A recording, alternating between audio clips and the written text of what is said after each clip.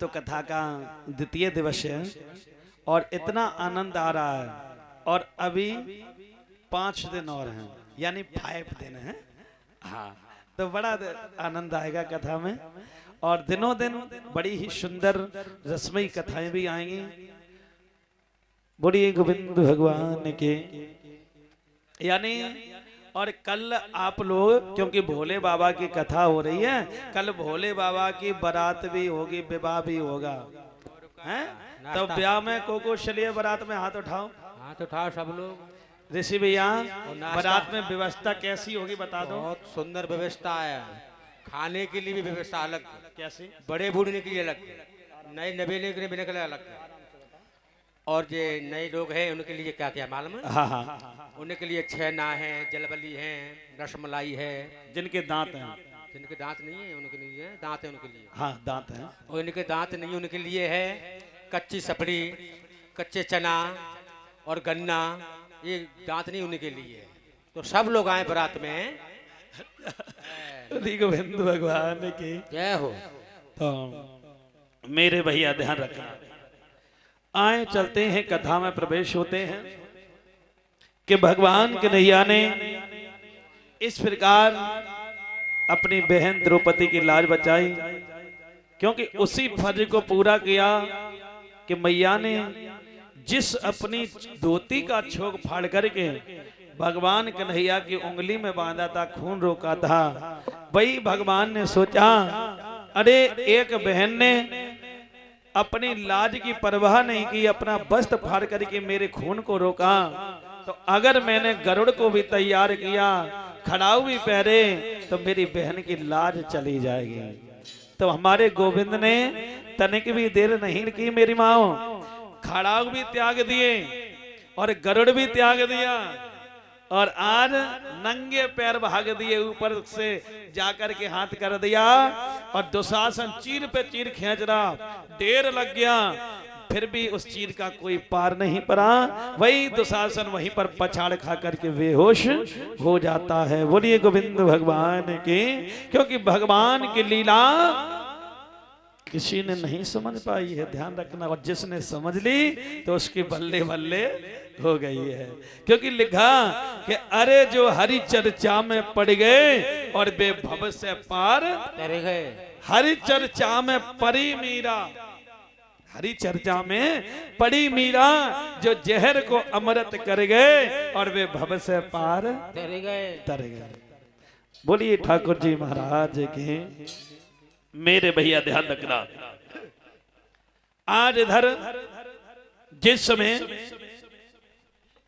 इधर और यही महाभारत यहां पर बंद नहीं हुआ परशु महाराज, बल्कि और बढ़ता हुआ गया भयानक। जब युद्ध पर ये समय पहुंचा, 5 पांडवों का मरने का समय आ गया, तो 5 पांडवों के एक भाई और थे जिनका नाम था करण, जो कुंती मैया ने बहा दिया था।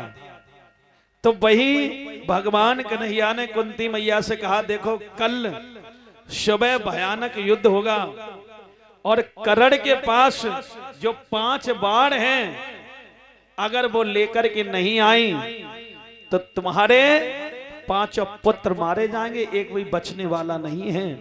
कहा कि वो भी करण भी तो मेरा पुत्र है।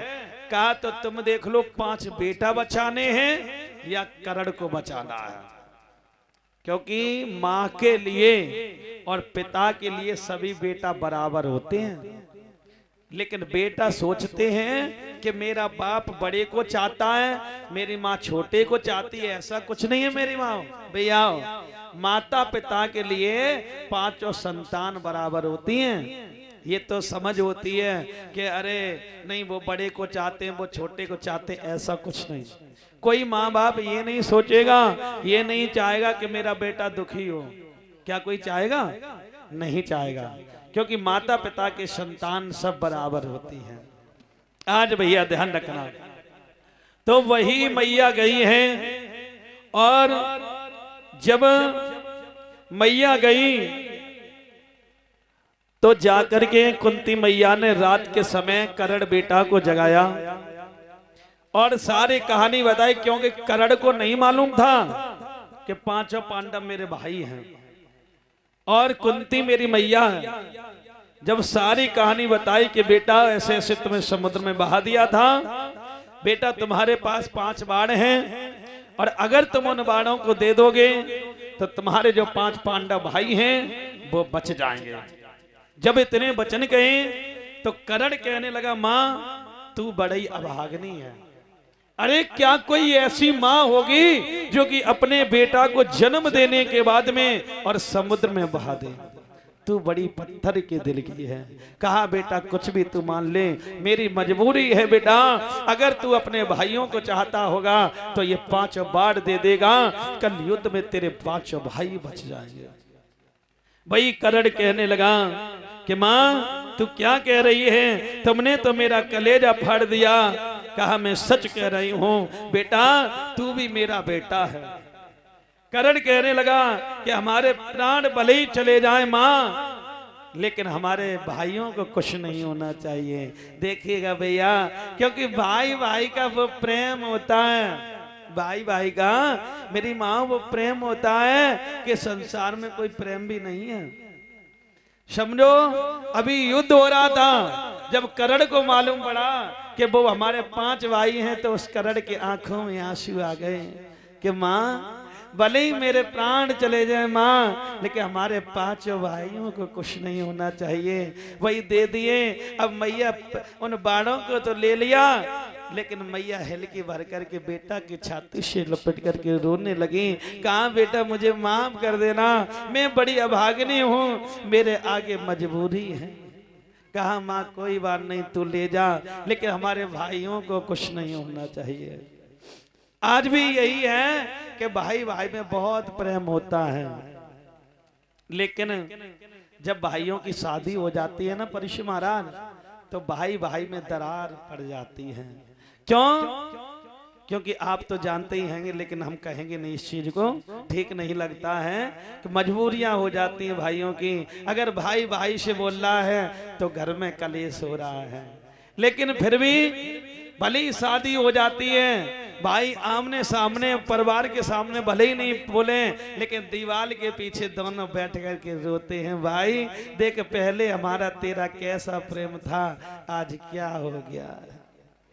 लेकिन अकेले में जाकर के वो भाई जरूर बैठ करके बतलाते हैं, लेकिन आमने सामने नहीं बात कर पाते हैं। मेरे भैया आज वही 5 बाणों को दिया और कहा कि माँ तू ले जा, अर्जुन से जाकर के कह देना कि धिक्कार है तेरे जीवन को, जो तूने अपनी माँ को जीते जी भिकमंगी बना दिया। अर्जुन ने तो कहा था कि जब मांग ला, तो कर्ण ने कह दिया कि देख धिक्कार है तेरे बेटा को, जो कि तूने अपनी माँ को भिकमंगी बना दिया, जो कि मुझसे भीख मांग करके ले जा रही है। लेकिन माँ मेरी बात को तू गलत मत समझना, सिर्फ इशारा कर देना।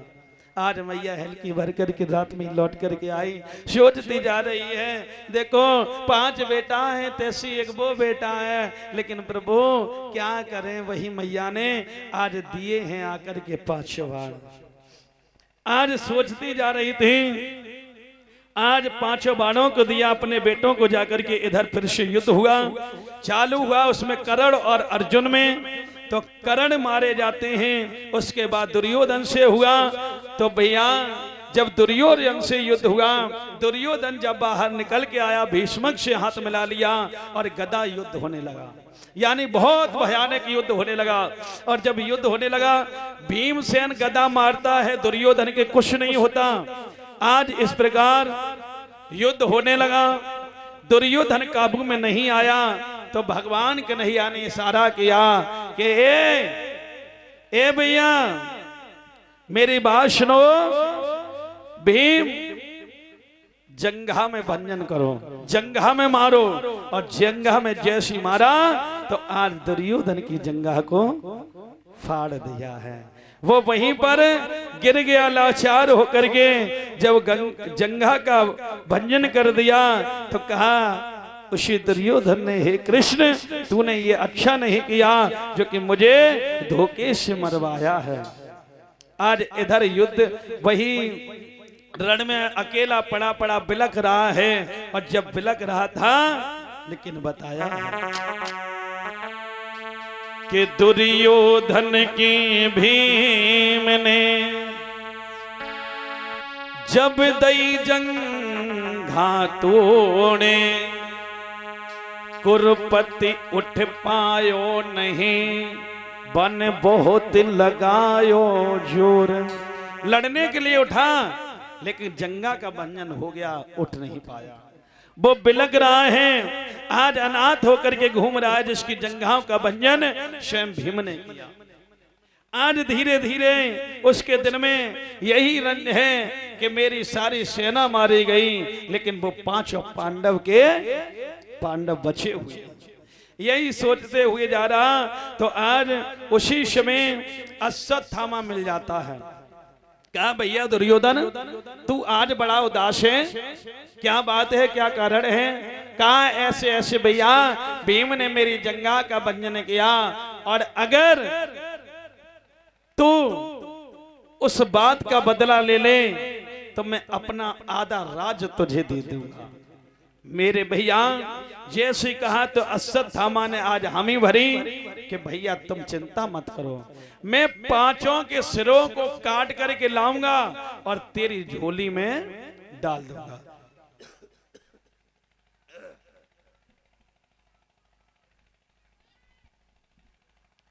कहा भैया मैं तेरी झोली में डाल दूंगा। आज जैसे कहा, लेकिन अश्वत्थामा का जो प्राण था परीक्षित महाराज, वो कभी खाली नहीं जाता था। अगर वो किसी चीज को जिद को ठान ले तो उसका प्राण कभी खाली नहीं जाता था।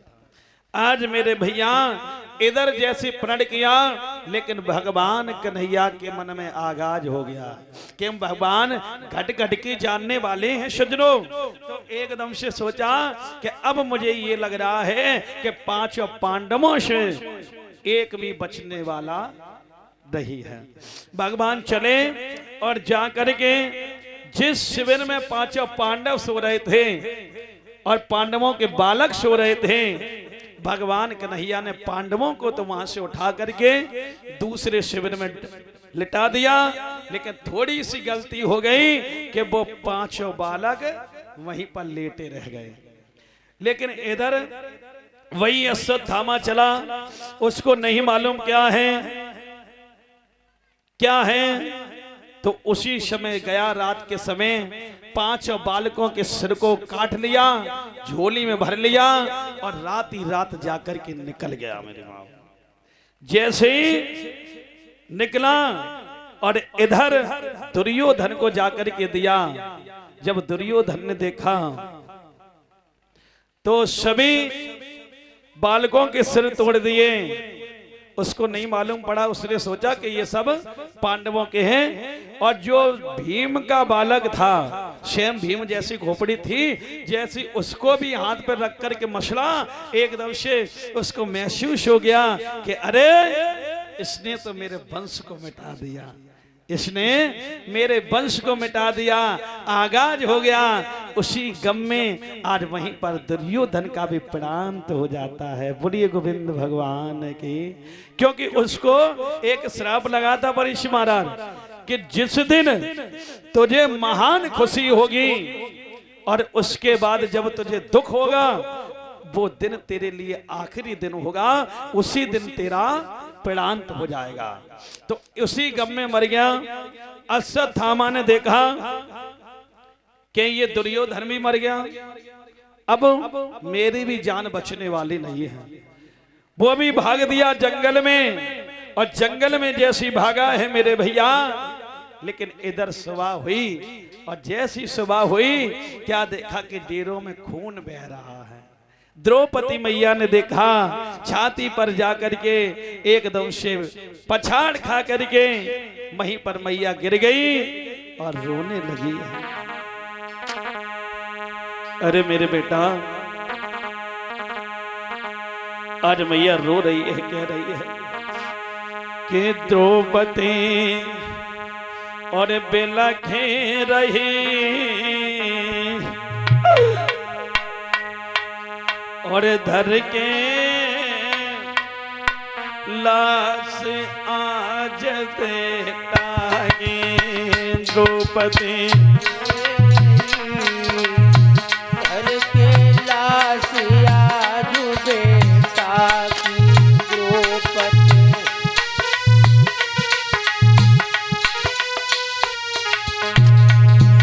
आज मेरे भैया भाई द्रौपदी मैया रो रही है, द्रौपदी बिलख रही,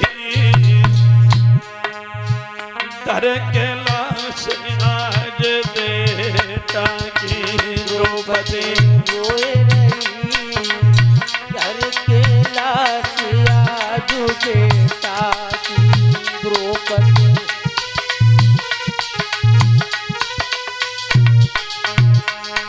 आज मैया कह रही है, अरे चूमे चाटे और पुचकारे चाटे और पुचकारे बेटा,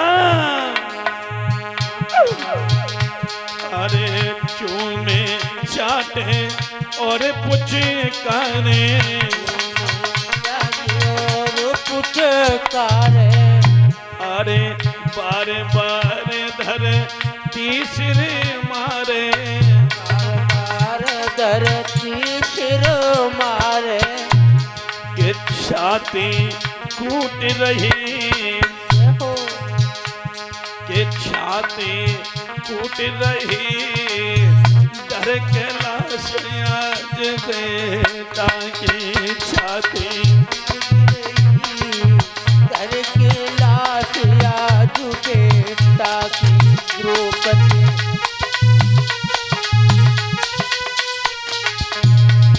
आज मेरे भाई मैया कह रही है कि मैंने सारी जिंदगी, मेरा जब से विवाह हुआ है तब से अभी तक मेरे सारा जीवन सिर्फ युद्ध में ही निकल गया, रण में निकल गया।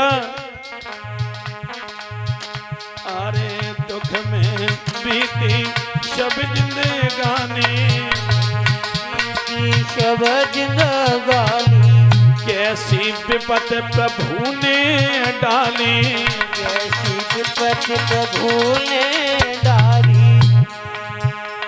के द्रगे भरे बिलख रही, डर के लाश आज बेटा की द्रौपदी। रोए रही, घर के लाश आज बेटा की द्रौपदी।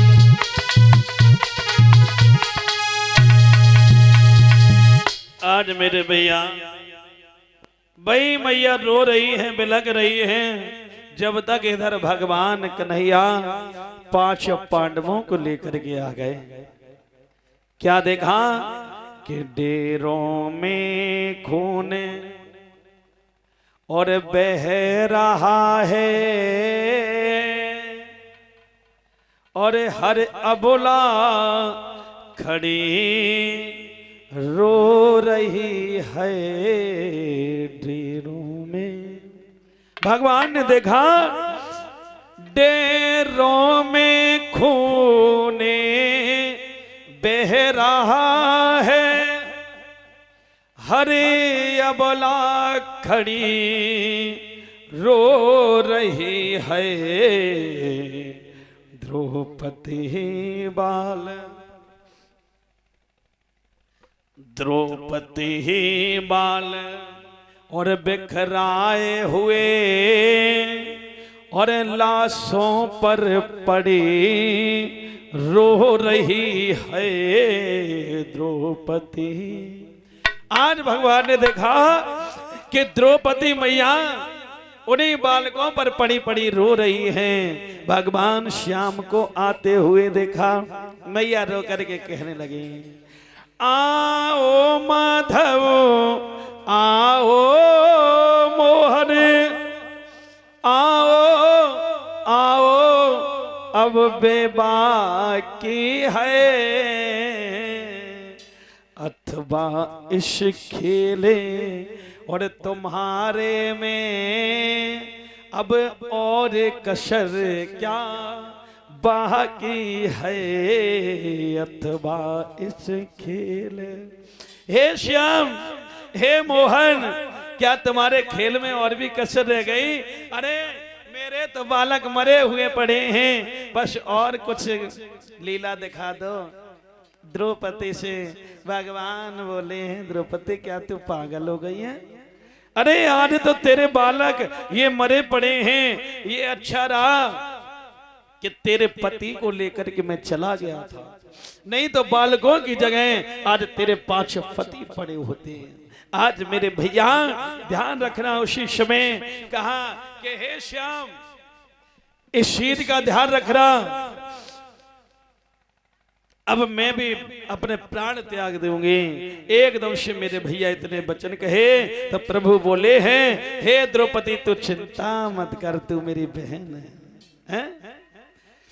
मैं जितना वचन दे चुका हूं और उसको अंतिम तक निभाऊंगा, और सबका बलिदान और चढ़ा करके, सबका बलिदान और चढ़ा करके और धर्म को राज दिलाऊंगा, सबको दिलवा।